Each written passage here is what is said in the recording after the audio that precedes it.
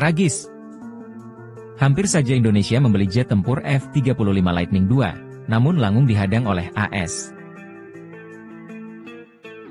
Indonesia dikabarkan pernah mendekati peluang untuk mengakuisisi jet tempur generasi kelima F-35 Lightning II buatan Lockheed Martin, tetapi upaya tersebut terganjal oleh sejumlah faktor, termasuk pengaruh Amerika Serikat dan situasi terkait Turki. Meski demikian, hal ini menunjukkan ambisi Indonesia untuk memperkuat kekuatan udaranya di tengah persaingan regional yang semakin sengit. Setelah dikeluarkannya Turki dari program F-35 akibat keputusan Ankara membeli sistem pertahanan udara S-400 dari Rusia, Amerika Serikat mengalihkan pendekatannya dalam menjual jet tempur ini hanya kepada sekutu-sekutu yang dianggap sangat dekat dan patuh pada kebijakan Washington. Turki yang awalnya merupakan mitra penting dalam program F-35, justru menjadi faktor penghalang bagi negara-negara lain seperti Indonesia untuk mendapatkan akses ke jet tempur ini.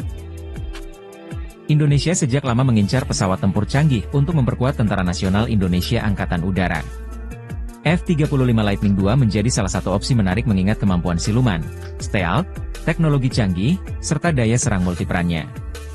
Namun, sumber diplomatik menyebutkan bahwa AS ragu memberikan akses F-35 kepada Indonesia karena sejumlah alasan, termasuk hubungan pertahanan yang kompleks dengan Rusia dan ketidakpastian politik di kawasan Asia Tenggara. Selain itu, Indonesia diketahui juga memiliki hubungan baik dengan Turki, yang bisa saja memengaruhi sikap Amerika. Kecurigaan bahwa Indonesia mungkin berkolaborasi dengan Turki dalam pengembangan teknologi militer menjadi salah satu alasan penghalang. Setelah mengalami berbagai hambatan, Indonesia mengalihkan fokusnya ke jet tempur lain, seperti Rafale dari Prancis dan F-15X dari Amerika Serikat. Langkah ini dianggap lebih realistis, mengingat kedua opsi tersebut masih memungkinkan tanpa kendala politik yang rumit. Meski sempat nyaris memiliki peluang untuk mengakuisisi F-35 Lightning II, Indonesia harus menghadapi kenyataan bahwa kepentingan geopolitik dan regulasi AS menjadi penghalang utama. Di sisi lain, ini menunjukkan betapa pentingnya strategi diplomasi yang cermat dalam membangun kekuatan pertahanan di tengah dinamika politik internasional yang kompleks. Upaya Indonesia untuk mendapatkan F-35 juga mencerminkan pentingnya diplomasi pertahanan yang strategis. Sebagai negara dengan posisi geopolitik yang strategis di kawasan Asia Tenggara, Indonesia perlu menjaga hubungan baik dengan berbagai negara, termasuk Amerika Serikat, tanpa mengorbankan hubungan dengan mitra lainnya seperti Rusia dan Cina. Dalam hal ini, Indonesia menghadapi tantangan untuk menyeimbangkan kerjasama pertahanan dengan berbagai negara di tengah persaingan global yang semakin ketat. Langkah Indonesia mempertimbangkan jet tempur dari berbagai negara menunjukkan pendekatan yang fleksibel, meskipun dalam kasus F-35, hambatan diplomatik dan teknis belum dapat diatasi. Ketidakmampuan mengakses jet tempur F-35 dapat menjadi peluang bagi Indonesia untuk mempercepat kemandirian dalam pengembangan teknologi militer. Indonesia telah bekerja sama dengan Korea Selatan melalui program pengembangan jet tempur generasi 4, 5KF-21 Boramai. Proyek ini tidak hanya bertujuan untuk memenuhi kebutuhan TNI Angkatan Udara tetapi juga untuk memperkuat industri pertahanan dalam negeri. Namun, untuk menyaingi kemampuan F-35, Indonesia membutuhkan waktu lebih lama serta investasi besar dalam riset dan pengembangan. Program ini dapat menjadi langkah awal menuju kemandirian, tetapi masih membutuhkan dukungan politik dan finansial yang konsisten. Para analis militer menilai bahwa meskipun F-35 adalah jet tempur yang sangat canggih, akuisisinya bukanlah satu-satunya cara untuk memperkuat kemampuan udara Indonesia. Jet tempur seperti Rafale dan F-15X sudah cukup untuk memenuhi kebutuhan pertahanan Indonesia di masa mendatang. Selain itu, pengembangan jet tempur KF-21 Boramai bersama Korea Selatan juga dianggap sebagai langkah strategis yang akan membawa keuntungan jangka panjang. Indonesia harus fokus pada pembentukan kekuatan udara yang sesuai dengan kebutuhan wilayahnya.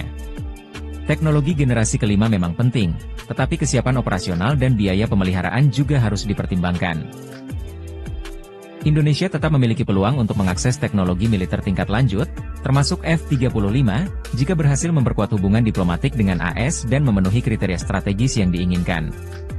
Namun, hal ini membutuhkan waktu dan komitmen yang tidak sedikit. Di sisi lain, Indonesia harus terus mengembangkan opsi alternatif yang dapat mendukung modernisasi pertahanan dengan lebih cepat dan efisien. Mengingat situasi global yang terus berubah, fleksibilitas dan strategi jangka panjang akan menjadi kunci untuk menjaga kedaulatan udara dan kekuatan militer Indonesia.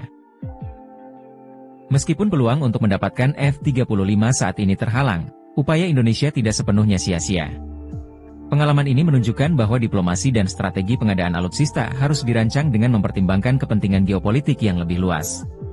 Selain itu, Dengan kombinasi Rafale, F-15X, dan KF-21 Boramae, Indonesia memiliki potensi besar untuk menjadi salah satu kekuatan udara yang diperhitungkan di kawasan. Langkah ini tidak hanya memperkuat pertahanan nasional, tetapi juga menempatkan Indonesia sebagai pemain kunci dalam dinamika keamanan Asia Pasifik. Indonesia berada dalam situasi di mana modernisasi militer menjadi kebutuhan mendesak, terutama karena meningkatnya ketegangan di kawasan Asia Pasifik. Negara-negara seperti Cina, Jepang, Korea Selatan, dan Australia terus memperkuat kemampuan militernya. Keberadaan jet tempur siluman generasi kelima seperti F-35 di beberapa negara tetangga, seperti Australia dan Jepang, membuat Indonesia harus segera mengimbangi teknologi pertahanan mereka. Dengan luas wilayah Indonesia yang sangat besar, penguasaan teknologi udara canggih diperlukan untuk melindungi zona ekonomi eksklusif, (Z), dan kedaulatan nasional. Gagalnya Indonesia mendapatkan F-35 juga menjadi pelajaran penting tentang risiko ketergantungan pada satu negara penyedia. Diversifikasi adalah strategi terbaik untuk menghindari blokade atau sanksi dari negara tertentu. Pengadaan Rafale dari Prancis adalah langkah positif, mengingat negara-negara Eropa cenderung lebih fleksibel dalam kebijakan ekspor alutsista. Jepang dan Korea Selatan juga mulai menunjukkan minat untuk menjual teknologi pertahanan mereka, yang dapat menjadi peluang baru bagi Indonesia.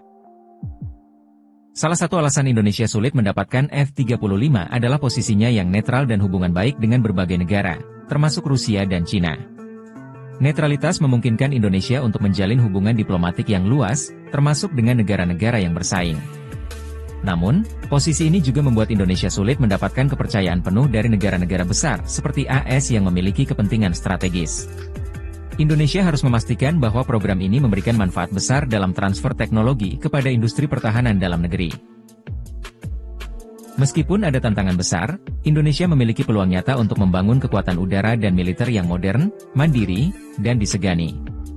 Dengan memanfaatkan kerjasama internasional, memperkuat industri pertahanan nasional, dan berinvestasi dalam teknologi masa depan, Indonesia dapat menjadi pilar keamanan di kawasan Asia Pasifik. Gagalnya akuisisi F-35 tidak harus dilihat sebagai kekalahan, tetapi sebagai motivasi untuk bergerak lebih mandiri dan fleksibel. Langkah-langkah yang terencana dan berkelanjutan akan memastikan bahwa Indonesia tetap relevan dan tangguh di tengah persaingan global yang semakin ketat. Kedaulatan dan keamanan nasional adalah prioritas utama, dan Indonesia harus siap menjawab tantangan tersebut dengan optimisme dan strategi yang matang.